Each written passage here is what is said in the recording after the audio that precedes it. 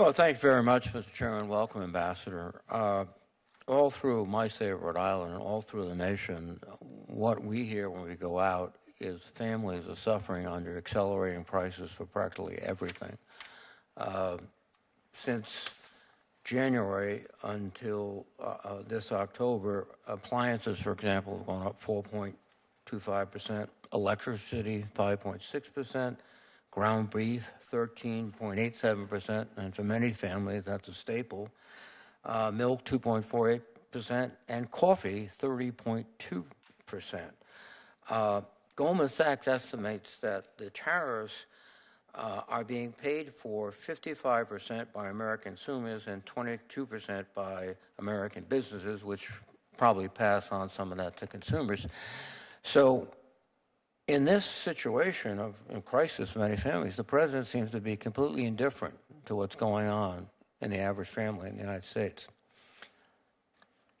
Well, Senator, I think accusing the president of being completely indifferent, I think it's not accurate at all. Really? We talk about this a lot. I mean, some of the biggest things that have happened is housing, health care, education. All these things skyrocketed during the Biden administration. We're trying to fix them.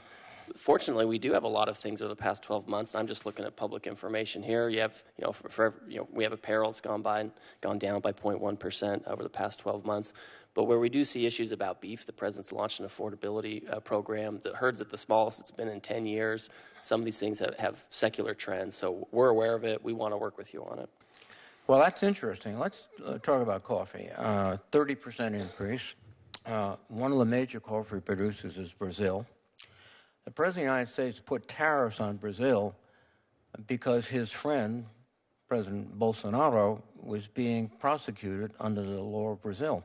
Do you think that's a valid reason to impose tariffs on a country that results in significantly increased hires for American families? So, Senator, IEEPA has regularly been used over the years by presidents of both parties to deal with foreign policy issues, whether it's abuse of law or human rights issues. And in addition, with Brazil, they tried to force American companies to self-censor. They detained Americans. Excuse me, the president himself admitted that he was doing this because of Bolsonaro, demanded that they cease prosecuting him under law. So, in your view, it would be completely appropriate for another country to go in and slap tariffs on the United States if someone was being prosecuted that they liked. The United States of America, including presidents of both parties, have used IEEPA to take stronger action. They've used it to cut off trade with countries where they think that the judicial systems are abused. The president didn't take that strong an action. He did tariffs instead of cutting off all trade. But we have all kinds of examples where former presidents have cut off trade entirely because we think that the judicial... What are those former examples?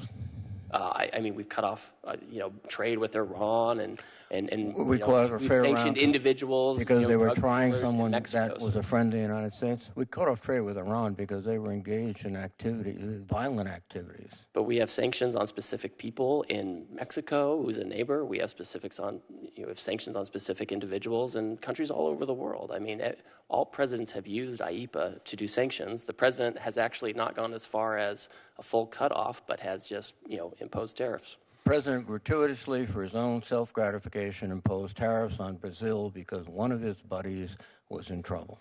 Now, let's change subjects. Yesterday, the White House announced that NVIDIA is going to be allowed to export the H200 chips to China.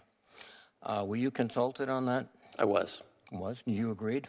I agree with the president. Did anyone in the National Security Administration, the Department of Defense, National Security Council, were they consulted? So I'm not going to disclose the internal deliberations of the White House on this, Senator. Well, let me tell you, every professional military officer that I've talked to about this thinks it is detrimental to the security of the United States to provide these chips to China. That this is a gross breach of his responsibility as the Commander-in-Chief to ensure that this country is protected. And I think you should be consulting with the national security experts. Again, thank you. Thank you, Senator. Thank you, Mr. Chairman. Ambassador, thank you for coming today. I represent the state of New Hampshire, and Canada is New Hampshire's largest trading partner. In 2024, New Hampshire businesses exported $1.2 billion in goods to Canada. Many of our businesses in the state have been hurt by tariffs and loss of business from Canada. One small business that I've visited stands out in particular because when the president announced the tariffs and got into the back and forth with Canada, that business lost 85% of its wholesale sales. It went from 15 employees down to 2. And when I visited the small business, he wanted to ask some questions of the president, so I'm going to ask those questions of you. He said, "What do you want me to do? If you, meaning if you, the president, the administration, really care about your country, why don't you support small businesses, which are the backbone of every community?" I think this is a serious issue because every business that I've visited in New Hampshire has not only been concerned about the cost of the tariffs on their business, but also about the uncertainty that has surrounded them, which has made a real impact. The U.S. is in its 9th straight month of contraction in manufacturing and has lost manufacturing jobs every single month since Liberation Day. So what should I say on behalf of the administration to the small manufacturers who are seeing their input costs going up, who aren't big tech companies that can get access to the president to get an exemption, but who are dealing with the on-the-ground impact of these tariffs? So I would, first of all, I'm happy to talk to your constituents if helpful to get more information.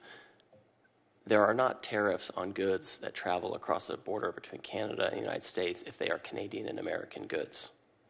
That if they comply with the USMCA rules, which President Trump set up and Senate agreed to, they're not subject to a tariff. So if they're getting goods that are not made in Canada but made in China or somewhere else and they're bringing them across, then yes, we have tariffs on China and other places. So I'd be happy to talk to let's talk about USMCA. I know that it was raised earlier. Unfortunately, I wasn't here. But can you talk about how current negotiations are going with Canada over tariffs and over reauthorizing USMCA, where those negotiations are and when you expect them to finish and what challenges you're seeing come up? Sure. So we just concluded our public consultation process.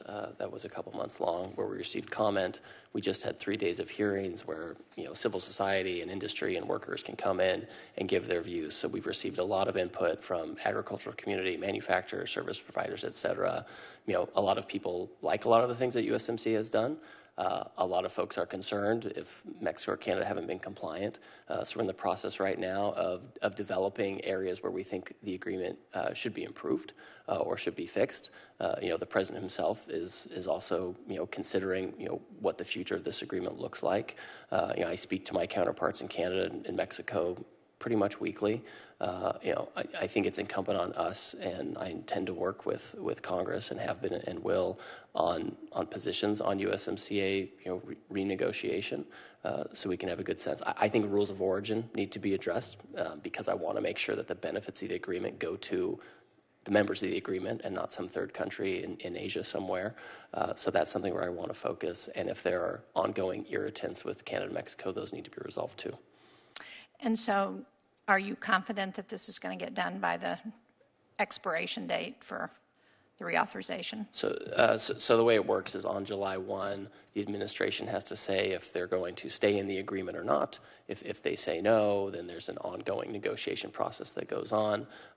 If they say yes, then you still have the opportunity to revise and renegotiate things. My expectation is that in January I'll be sitting down with the Canadians and then with the Mexicans, maybe separately, just to talk to them separately about what it looks like going forward. More and more countries now seem to see China's export-driven beggar-thy-neighbor policies as a threat. When I've traveled internationally, countries have been clear that they want to do more business with the U.S. and not with China, which I think is a good thing. Excuse me. Last month, Goldman Sachs updated their forecast to show that more economic growth in China is actually hurting growth in the rest of the world. So can you talk about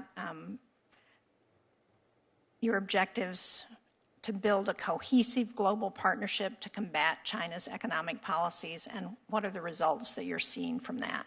So I read that report too.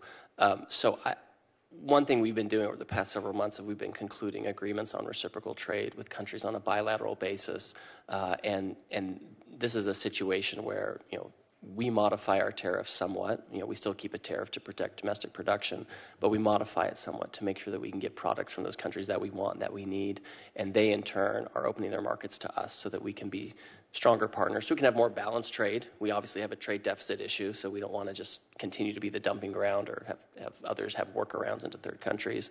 But we've been quite successful in these agreements. They have commitments from other countries on tariffs, on non-tariff barriers, on digital trade, on economic security, and commercial opportunities. So that's exactly what we're doing, Senator. I'm happy to talk to you in more detail about what we've achieved. I know I'm out of time, Mr. Chairman, but if I could just do a quick follow-up, because I think my understanding is that there have been about 20 deals that have been done and that we've only seen actual text for 2 of them. Do you have any idea when we're going to see the details on the rest of those deals? Sure. So first of all, for some of them, we've not to get too much in the weeds, we've uploaded them onto the system where members and staff can review some of the negotiating text. So some of that is available for your review already. And then we expect to publish additional agreements, the full text within the coming weeks. I know that's a little bit of a vague answer, but we're finalizing many of them right now. Thank you, Mr. Chairman.